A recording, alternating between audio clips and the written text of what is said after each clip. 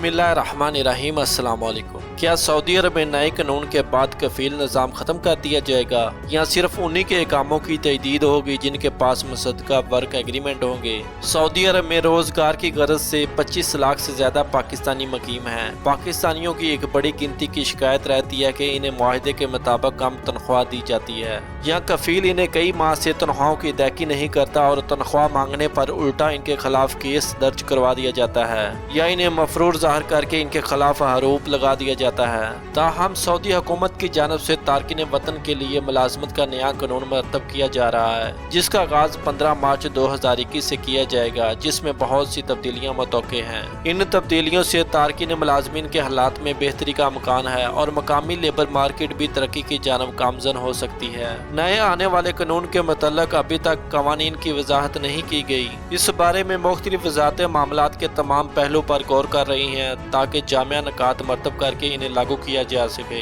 अक्सर लोगों का ये सवाल है कि नए कानून मेहनत के नफाज होने के बाद कफील निज़ाम खत्म हो जाएगा। इस हवाले से वजारत अफरादी हुकूमत की जानब से वजाहत करते हुए कहा गया है, इस नए आने वाले कानून के बारे में मुतल्लिका अदारे की जानब से कहा गया है कि गैर मुल्की वर्करों के लिए बुनियादी अहमियत वर्क एग्रीमेंट की होगी, जिसकी बुनियाद पर गैर मुल्की वर्कर सऊदी अरब में रह सकेंगे।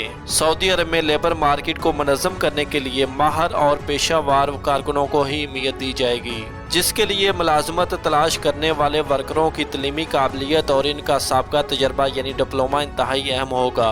याद रहे कि नए कानून में मुआहदा मुलाजमत इंतहाई अहम होगा, जिसकी बुनियाद पर ही इकामे की तजदीद होगी और दिगर मामलात की अंजामदही मुमकिन होगी। वर्क एग्रीमेंट की बुनियाद पर इकामे की तजदीद की जाएगी। जिस वर्कर के पास मुसद्दक़ा वर्क एग्रीमेंट होगा उसका इकामा ही तजदीद होगा। और मज़ीद न्यूज़ अपडेट के लिए हमारे चैनल को सब्सक्राइब करें। Thanks for watching my video. Allah हाफिज़।